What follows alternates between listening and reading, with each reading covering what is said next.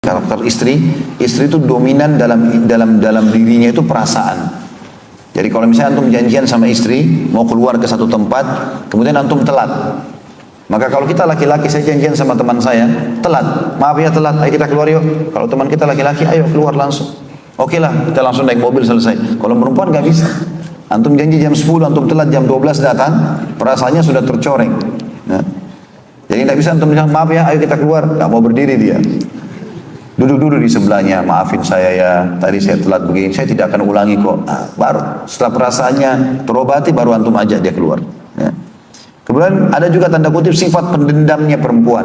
Walaupun ini nanti harusnya ada penjelasan khusus ya, tentang masalah perempuan tidak boleh menjadikan ini sebagai pegangannya, tapi ada sifatnya. Contoh misalnya, perempuan suka mengenang sesuatu yang buruk yang pernah terjadi.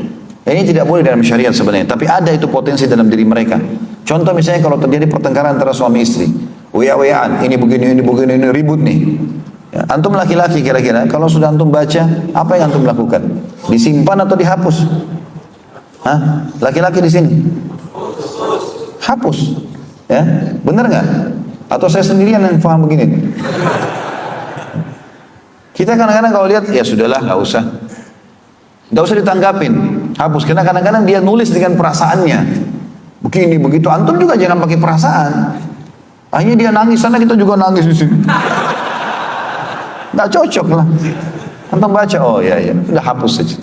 Tapi subhanallah istri, walaupun sudah baikan sama kita, ya, dia simpan tuh. 1 tahun kemudian kita lagi duduk makan minum, tiba-tiba dia bilang, kamu pernah bilang begini? Kita bilang mana? Nih buktinya. Dia masih ada itu. Makanya tanda kutip ada pendendamnya, ini nggak boleh nih. Ya. Makanya teman-teman, salah satu kiat baik dalam rumah tangga adalah ada bahasan khusus kiat-kiat membangun rumah tangga. Itu teman-teman sekalian harus saling memaafkan, dan setelah maaf tidak boleh lagi ingat yang lalu. Habis ceritanya, tutup sudah. Kita buka lembaran baru sekarang. Juga kadang-kadang perempuan sulit untuk berterima kasih, itu ada dominan memang ya. Jadi kalau antum sering kasih sesuatu, maka biasa saja dia menilainya. Mungkin antum sudah siapin makan minum sekian tahun. Bagi mereka itu biasa saja, itu kewajibanmu, gitu kan.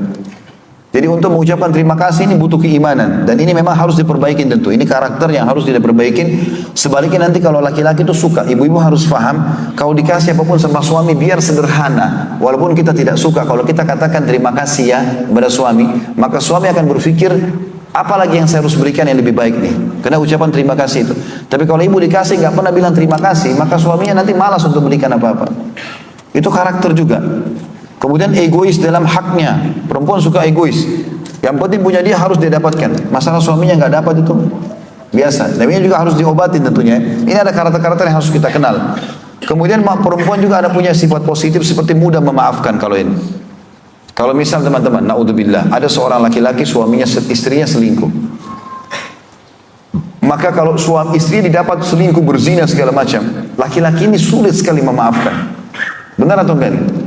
Sekarang antum dapat pulang ke rumah istri antum zina sama laki-laki lain. Berat sekali kan? Nggak mungkin kita berat. Ada orang memaafkan tapi jiwanya berat karena dia merasa tercoreng kehormatannya. Tapi kalau perempuan suaminya selingkuh, walaupun dia datang minta maaf, bisa dimaafin sama dia. Ya, dia bisa memaafkan itu sifat positif. Ada sifat positif yang lain itu suka dimanja. Memang wajar kalau duduk di sebelah antum sandar, itu wajar. Wajar, jangan antum bilang, sudah jangan dekat-dekat sana. Suka dipuji, antum harus royal ini. Ya, royal duit, royal pujian. Semuanya Masya Allah, itu saja. Pakai baju warna hijau, Masya Allah. Biru, Masya Allah. Masya Allah. Apa ruginya bilang Masya Allah?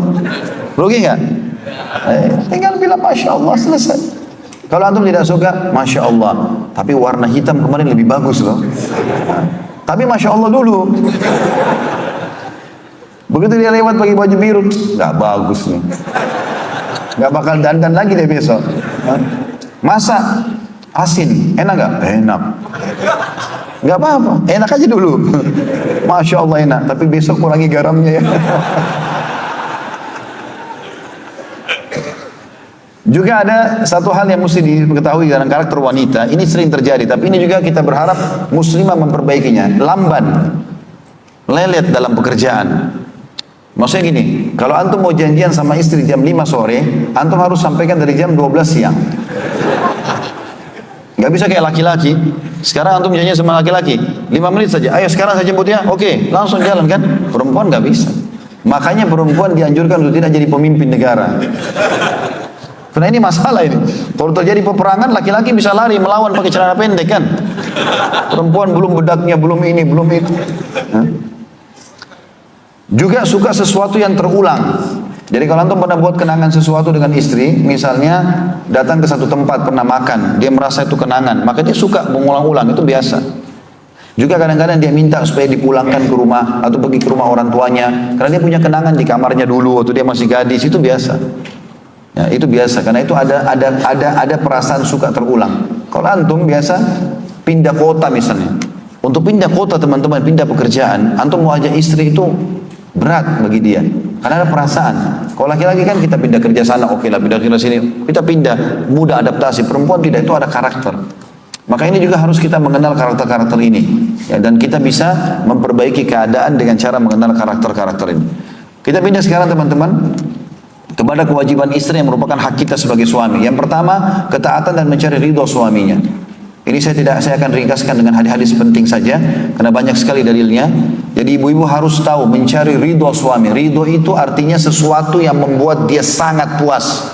Itu perintah agama. Jadi kalau ada orang miskin minta bantuan, misalnya dia minta 1 juta, lalu kita kasih 1 juta, kita belum buat dia ridho. Kalau mau buat dia ridho, kita tanya, bapak ini tinggal di mana? Ya. Terus kita tahu ternyata anaknya ada 3, belum sekolah, kita sekolahin. Rumahnya rusak, kita perbaikin. Kebutuhan tiap bulan beras kita penuhin. Maka kita buat dia ridho, karena dia terpenuhi semuanya. Makanya Nabi SAW mengatakan ridho Allah, Allah akan kasih maksimal rezekinya di ridho kedua orang tua. Buat orang tua kita puas, yang tidak ada lagi celah untuk mengatakan kurang. Ya. Maka istri disuruh cari ridho suaminya.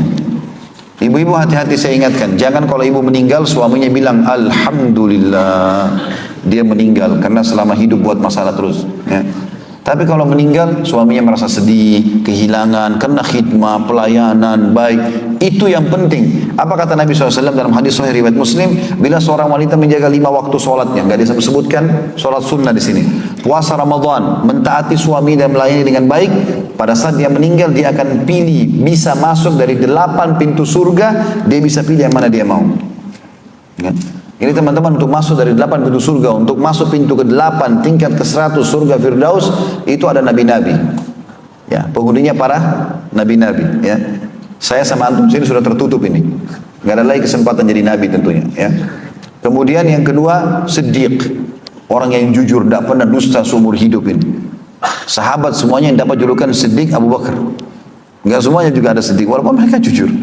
Kemudian syuhada, orang harus keluar medan perang, mati, tertusuk, tawan musuh segala macam. Yang terakhir masih ada kesempatan kita ini, sholihin, modalnya air mata, nangis, sholat, ya. Tapi perempuan subhanallah sholat 5 waktu, gak ada sholat sunnah. Puasa Ramadan, gak disebutkan puasa sunnah.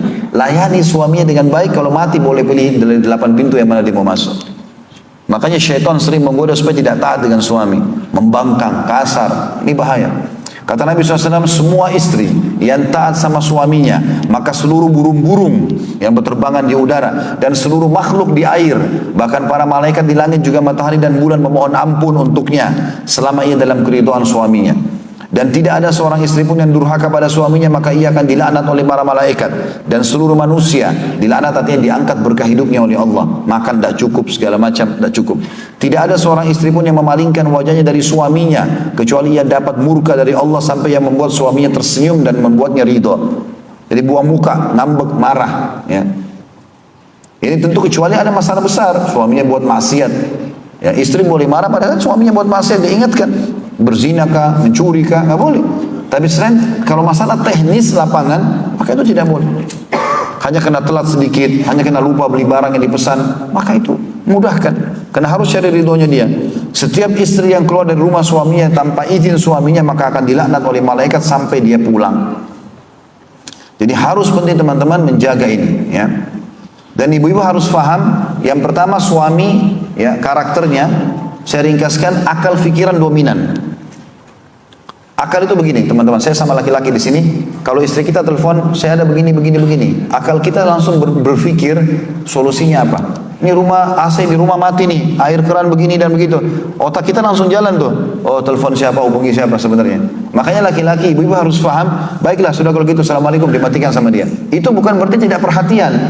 Karena banyak perempuan tersinggung, tuh ngomongnya buru-buru. Padahal memang AC di rumah lagi mati. Mau dicariin tukang AC cepat. Ya. Jadi akal itu dominan, maksudnya masalah apa solusi, masalah apa solusi. Emang begitu laki-laki, ibu harus kenal karakter laki-laki. Kalau telepon minta sesuatu, dia akan pikir jalan keluar. Yang kedua, harus ibu hormati pemimpinannya, kasih kedudukan, sudah saya jelaskan tadi. Laki-laki tidak suka dihardik, ya, dan digurui. Kalau ibu mau nasihatin, karena sifat defense-nya, karena laki-laki ditaruh di luar rumah, Allah SWT tugaskan di luar rumah, maka sifat pertahanannya kuat sekali laki-laki itu. Kalau kita serang, ibu serang, yang terjadi adalah dia mempertahankan diri. Walaupun dia salah, dia bohong, misalnya. Tapi kalau ibu rangkul dengan lemah lembut, maka dia akan terbuka. Itu karakter. Kemudian suka diterima kasih. Tadi saya bilang itu, ya. Kalau laki perempuan tidak suka berterima kasih, ibu harus perbaikin sekarang. Suami akan senang kalau dikatakan terima kasih, ya gitu. Suka dihormati keputusannya, ya. Itu semua adalah bagian dari laki-laki. Baik. Nabi SAW mengatakan Allah tidak akan melihat seorang istri yang tidak berterima kasih pada suaminya, padahal ia butuh pada suaminya. Juga dalam hadis yang lain kata Nabi SAW, 3 golongan yang tidak akan diterima sholat darinya. Juga amal-amalan atau amal-amal yang lain, wajib atau sunnah, tidak akan diangkat ke langit. Ibu biar sholat, khusyuk, biar baca Quran, biar puasa, gak diangkat ke langit. Ada 3 golongan tidak diangkat amalnya di langit. Yang pertama, seorang budak yang lari dari tuannya sampai ia kembali. Yang kedua, istri yang suaminya marah padanya sampai suaminya ridho. Dan yang ketiga adalah orang mabuk sampai ia